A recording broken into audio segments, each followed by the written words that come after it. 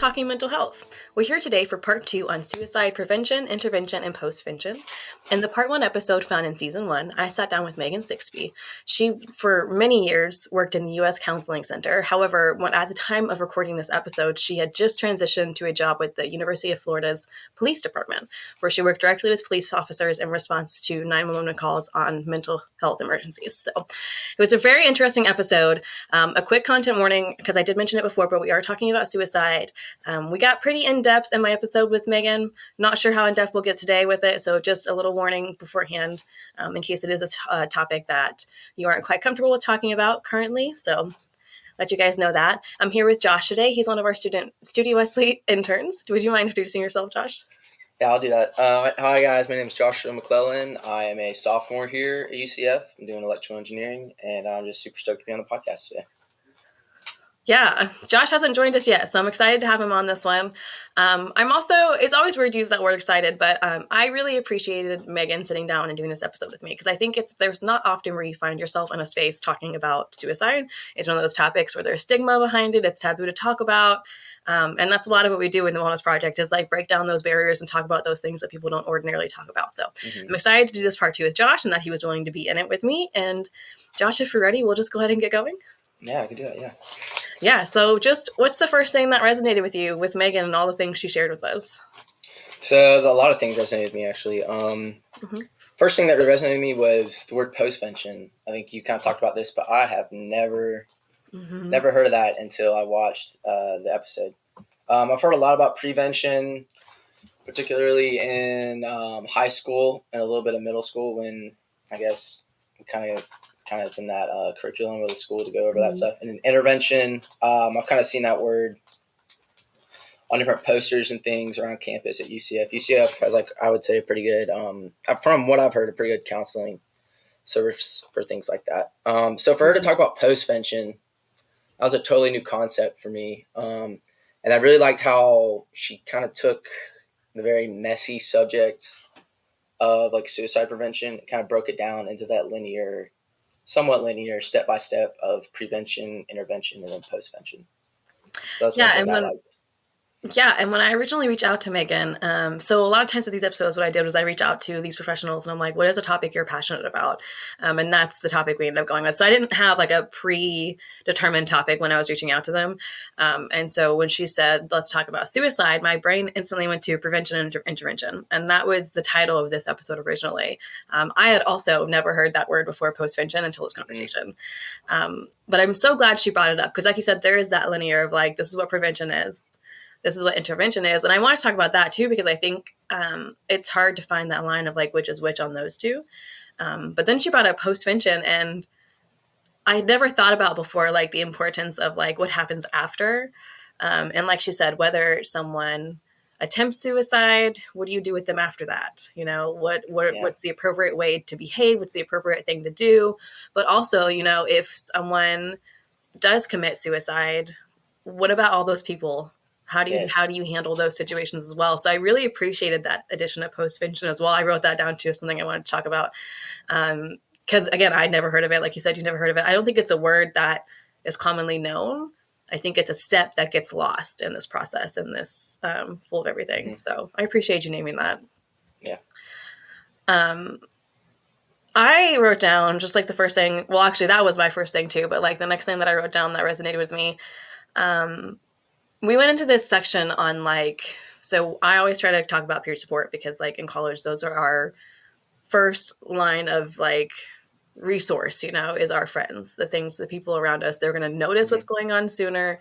They're probably who you're going to reach out to first. I don't remember who said it, and I need to figure this out because someone said it somewhere that often are somewhere as in one of these podcasts or in something the Wellness Project has done. I just can't think of who it is at the moment. Oftentimes, the first line of responders in a crisis situation are not first responders. They're our friends, just given who we're around. And so I really appreciated kind of that section where she was going into when I asked what peers should do, she was it's easier to say what they cannot do. Like it's sometimes it's a matter of like telling them what they cannot do in those situations. And especially like she used this phrase, this is where it's all going. She used this phrase, superficial reassurance, which is a phrase I'd never heard before, but she was going into like if someone tells you that they are, thinking about committing suicide, or if they start sharing with you the way they're feeling, that they don't want to be here, or they feel alone and unloved, or just all of those things, that like one of the worst things you can do in those moments is saying, it's not true, we'll miss you. You're not that superficial reassurance is almost like it's minimizing their feelings. And that was kind of like the second thing that resonated with me as I was listening to it from this previously. So I'm curious, did you have any thoughts on that kind of stuff or anything in there? I felt so called out, I'll be honest. 'Cause that's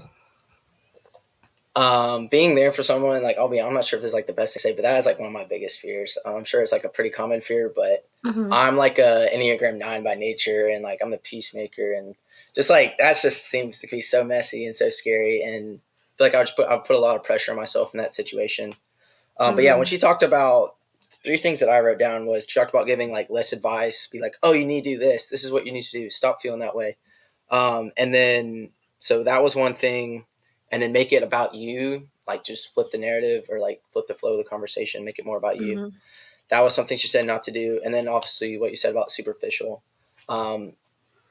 If I would imagine myself to be put in that situation, I would do probably one of these things. And for her to say not to do that, that was like, wow, okay, I definitely needed to listen to this. I definitely need to get educated.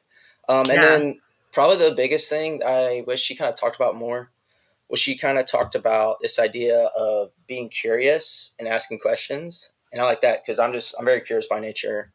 I'm an engineer. I like to ask questions. I really want to like solve problems. Kind of like task oriented in that way. But then she also talked about it not being an interrogation.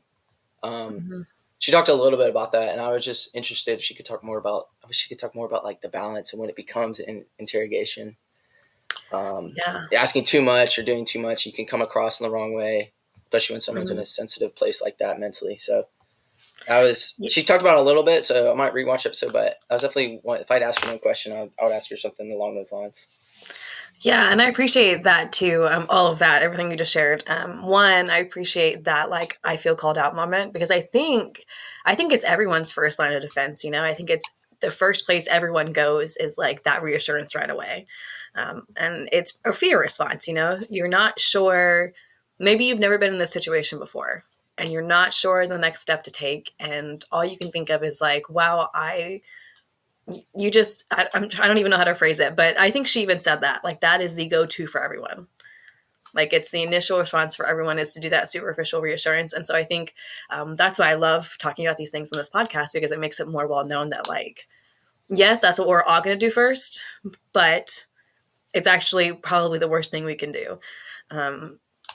I also love that piece you were talking about being curious but not making an interrogation. And I also kind of wish that I went more in on that, because that is such a fine line, I feel like, to ask more questions, figure out where exactly they are when it comes to thoughts of suicide, but also not interrogating them, not making them feel bad, not making them kind of pull away from you because you're asking too many things. So I also kind of wish I had a little more there, because where is that line? Where is that middle ground of like being curious, like she said, but also not asking too much of them? So I appreciate that, especially because it is going to be what happens with peers. It's like that first thing is just asking questions. If someone comes to you and they disclose information, what do you say? What do you ask? How much do you ask? And that goes into about her talking about how you just ask directly. She had this whole point of like asking someone if they've considered harming themselves. Just using that phrase might not get you the answer you're looking for. Whereas like asking someone directly, are you thinking about taking your life? There's no way around that answer. And I think it's one of those things that's really hard to do. She even mentioned it, she was talking about a story from her childhood where, not her childhood, a few different stories, but she talked about someone in her life asking her that at one point. And later on she asked that friend and was like, was that hard for you to do? And she was like, it was the hardest thing I've ever done, was asking her that. And so I think that's important too. And actually, I've done a mental health first aid training. Um, and they talk about that and they prepare you for that. And there was one point in the training where they made us all like go around and ask the instructor directly if he was thinking about taking his own life or killing himself or like whatever phrase there, just to like get practice saying it. And even to Yeah. like this stranger who I know wasn't having these thoughts, it was still super hard at that moment to say it. So I can only imagine like applying it to that real life situation and how much harder that has to be, especially if you know the person. But yeah, so I appreciate everything you just brought up and all the ramifications of it and all the things. Yeah, I liked Go I like for how it. she talked about that, because I've been told that a couple different times, but I've never really been told why. And she kind of tackled on and answered it, I think, in a really good way that helped me understand. And it has to go back to like the fear of like what could happen and like the pressure, and just you're afraid of what the answer you might get. And also, I really liked her attitude and the whole part, like the level of importance she applied, and she really took it very seriously because her job. But I really liked, she mentioned a couple of times about the word choice and how you're talking, kind of your attitude, how you frame the question can really have a huge impact on the person in the prevention, intervention, postvention process. So for her to kind of talk about that, it was very interesting. Hear how important word choice can be to someone. I mean, I thought it would be, but I think she made it even more important than what I would have thought it would have been. Yeah, and I think like, you're talking about your own fears towards, saying this kind of stuff to people. And I think that's where some of my fears come in. Like I'm definitely someone who is always afraid of saying the wrong thing. Yep. And so I think in these moments, that's where some of my fears lie, is like, she did put this heavy emphasis on the way we say things and how important those are. And so like my brain instantly is like, well, what if I say the wrong thing? Yep. Even with mental health first aid training, even with having these conversations with professionals, what if in that moment I pause still? Because she even said that at one point, that sometimes like when someone opens up to you and you just pause, that's like detrimental to them because they're like, I shared. It's like silence. So silence is like the number one response. And I was like, wow. I was like, I kind of ridiculed that in my head, and I was like, wait, that actually makes so much more sense, because I would maybe pause for a little bit too. So yeah, like I think initially we're like, why would we pause when someone says that? But then also like I'm a very big proponent of like, we never know. So, you watch a movie or a TV show or you hear about something that happened and you're like, oh, if I was in that situation, I would have done this differently. And I'm a very big proponent of like, we don't actually know that. Like, I don't think we'd know how we would respond to something until we are actively in that situation. And so I think it is easy to go, well, why would people be silent when they hear that? But, the shock of like, maybe it's your best friend, maybe it's, a sibling, maybe it's just someone you're super close to, like hearing that from them, I can see that silence happen, of like, I don't know what to say, because you don't want to say the wrong thing. Yep. My voice is going. I said that before this podcast started, and I should have started this with this podcast because it just went out for a second. But yeah, no, I appreciate you bringing that part up too, because all of the things, this episode obviously is a hard topic, but I just think there are so many pieces of it that are important to name, like, saying the wrong thing, that silence, superficial reassurance, all the things we talked about so far, I think are important to name, important to talk about, because obviously it's not going to make the situation any more comfortable. It's not going to make the situation easier, but it might be more helpful to the other person in the long run. So maybe it's still super hard for you, but making that space open and making them know that they can share, I think, is the bigger goal there, So yeah. Is there anything else that resonated with you throughout this? Yeah, a couple of things. So I really like when she like defines suicide as a like reaction to pain. That was interesting. I've never really thought about suicide that way. Well, I just thought, I just thought of it more of like a really deep depression, but for her to put it as, I think she made it sound like a natural. I don't want to say natural, but I think she almost said something like a natural human response to pain or something. Yeah. So for her to, I don't want to put words in her mouth, but I think that's something that she said. So for her to say that was really interesting to me, because like I said, I've always thought it was a deep depression, like a sadness, but to understand that really has to do with pain and the pain that someone's going through, and how it's obviously very deep pain that's like affecting them in a huge negative way. So whether Yeah. it be the depression, because I guess the depression can be painful, for her to like expound upon that and make it even like a bigger umbrella, I guess, like Hmm. broaden the Yeah. term. Yeah. And I think that goes into this space of like, we know what emotions are. We know what, depending on what degree you have, or um, just depending on the things you've done in your life, you might know different mental health diagnoses and like the textbook definition of what those are. But I think sometimes we don't think about the why. You know, why is someone in that depressive episode? Is it because they have depression and it happens sometimes, which is totally normal? Did something trigger it that set them Yeah. off? What is it that put them where they are in that moment? And I think that's kind of along those lines of like suicide is a reaction to pain.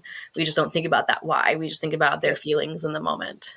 So I appreciate naming that. I actually didn't write that part down. I don't think I caught that. So I appreciate you bringing that up.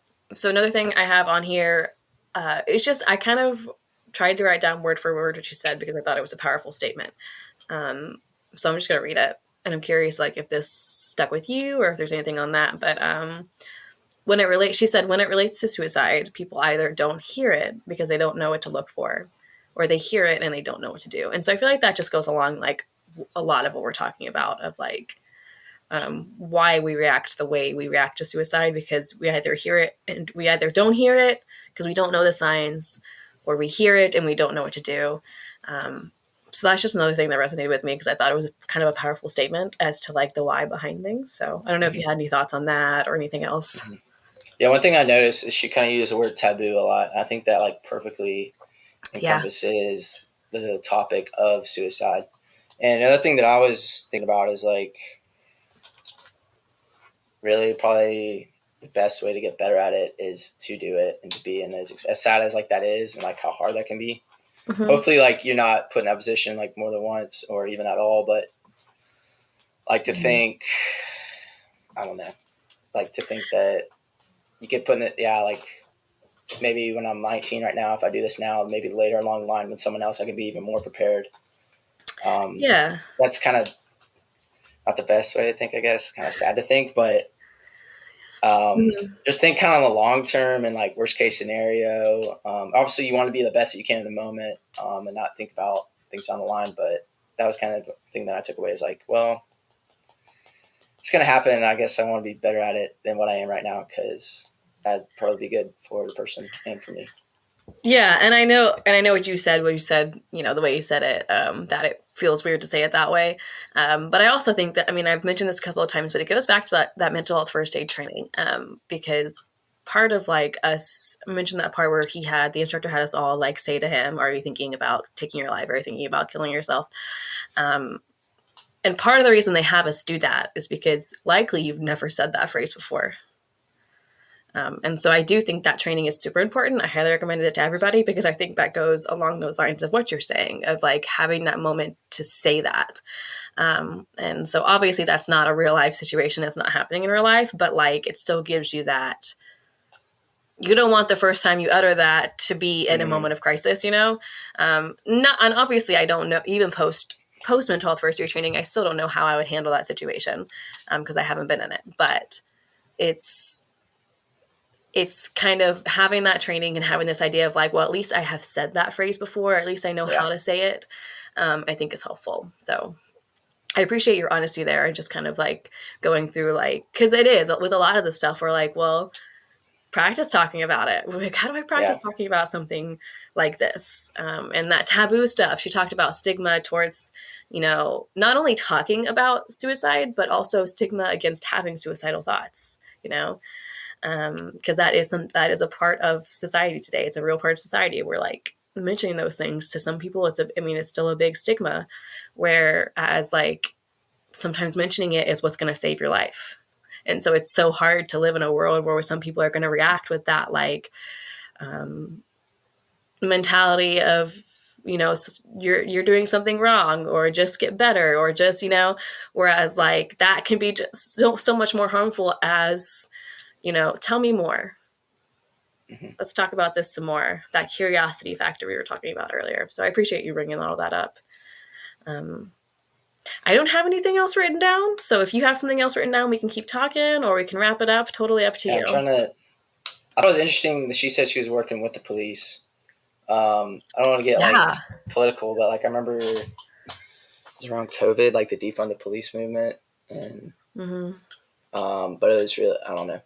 So it was interesting to see that she's like that's becoming like a step in our reality in our world today in our country, that like now mental health professionals are working alongside the police. Because I got a couple of friends that are police officers, and it's been interesting to hear their reaction to that. I'm getting like mixed views across the board sometimes.